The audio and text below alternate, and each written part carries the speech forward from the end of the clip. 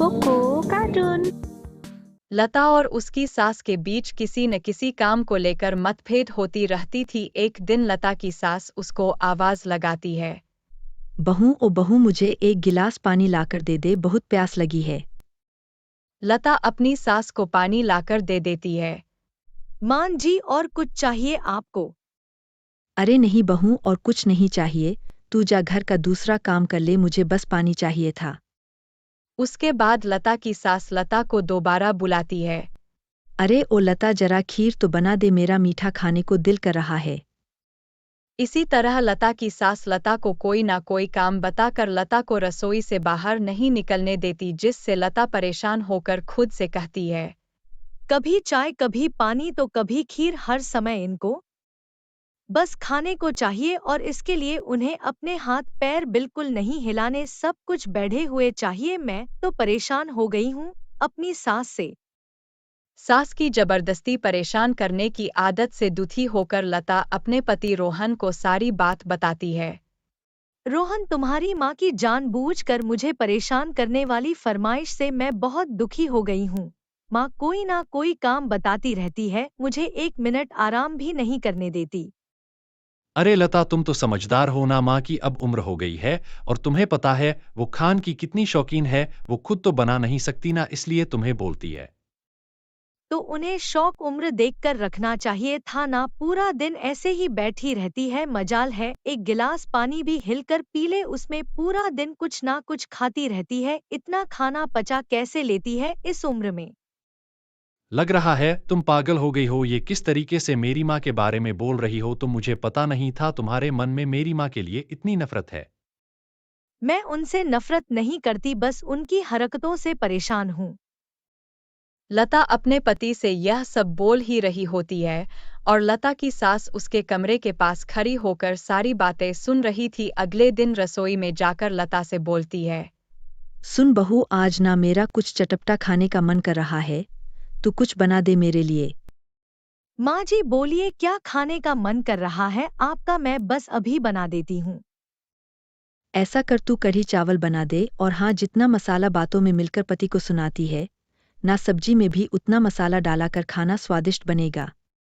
लता सास की बात सुनकर चौंक जाती है और बोलती है, माँ जी, आपको शर्म नहीं आती है हमारी बातें चोरी छुपे सुनते हुए? जब बात मेरी थी तो उसे सुनने में कैसी शर्म? अरे शर्म तो तुझे आनी चाहिए, मेरे बेटे को मेरे ही खिलाफ भड़काती है। इतना बोलकर लता की सास वहां से चली जाती है। अरे अब तो सच में हद पार हो गई, अगर इसी तरह चलता रहा तो मेरी सास मेरा जीना दुश्वार कर देंगी। लता अपनी सास से परेशान होकर सास की हरकतों का हाल सोचने लगती है और इसी तरह कुछ दिन बीत जाते हैं, जिसमें एक दिन लता की सास का जन्मदिन होता है। लता अपनी सास को टीवी गिफ्ट करती है।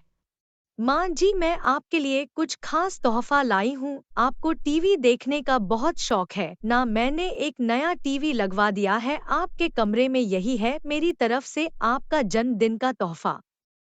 तुझे क्या जरूरत थी इतना महंगा टीवी खरीदने की? वैसे भी मुझे टीवी चलाना कहाँ आता है। कुछ दिनों तक लता की सास लता को खाने की कम फरमाइश करने लगी। सारा दिन अपने कमरे में बैठकर टीवी देखती रहती थी, जिसके कारण लता को थोड़ा आराम मिलता है। लेकिन कुछ दिनों बाद लता की सास फरमाइशें कम सवाल ज्यादा करने लगी। एक दिन लता की सास लता को आवाज लगाती है, बहू ओ बहू। क्या हुआ माँ जी, आपने मुझे बुलाया? अब क्या परेशानी आ गई टीवी में? बहू, मैं सीरियल देख रही थी और मेरे हाथ से गलती से रिमोट दब गया और अपने आप टीवी बंद हो गया। देख तो कहीं खराब तो नहीं हो गया। लता टीवी को फिर से चला देता है और बोलती है, यह डीजे माँ जी, अब कुछ नहीं होगा, टीवी आराम से बैठ कर देखिए। ठीक है, कोई बात नहीं, यह तो मैं भी कर सकती हूँ। लता वहां से चली जाती है और लता का पति बोलता है, क्या बात है लता, तुम आज बहुत खुश लग रही हो। हाँ, क्यों ना हो, खुश होने वाली बात ही है। ऐसी कौन सी बात है, जरा मुझे भी तो पता चले।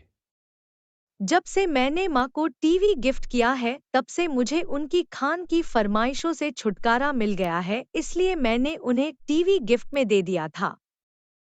अच्छा, इसलिए तुमने माँ को टीवी गिफ्ट में दिया है ताकि उन्हें थोड़ा आराम मिले। लता की सास अब सारा दिन अपने कमरे में बैठकर टीवी देखती रहती थी। कुछ दिन बीतने के बाद लता की सास बीमार पड़ जाती है।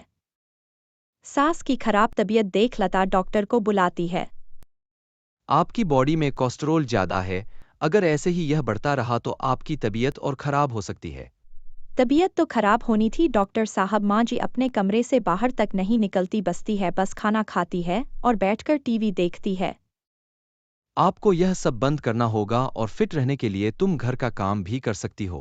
आप सही कह रहे हो डॉक्टर साहब, मुझे चलते फिरते रहना चाहिए। ने अपनी आदत बिल्कुल बिगाड़ ली थी। मुझे बहू के हाथ का खाना खाने की आदत थी और मुझे घर का काम करना अच्छा नहीं लगता था। इन सब बातों के कारण आज बीमार पड़ गई हूँ।